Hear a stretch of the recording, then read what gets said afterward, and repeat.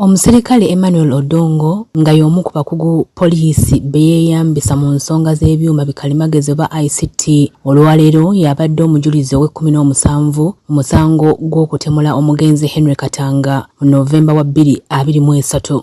Ono abadde agasimbaganya n'omulamuzi Rosette Comfort Kania okunnyonnyola bye yazuula mu kwetegereza obutambi bwa kamera ennondoozi ez'omu maka g'omugenzi Henry Katanga.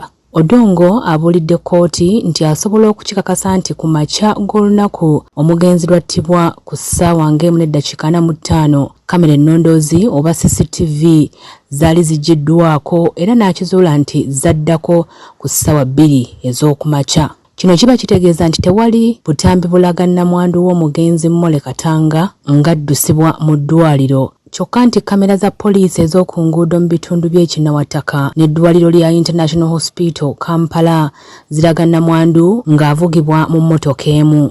Ng'abuuzibwa bapuliida ba Mole Katanga, Odongo alemereddwa okumatiza kkooti nti waaliwo okutaataaganya obutambi bwa kamera zino.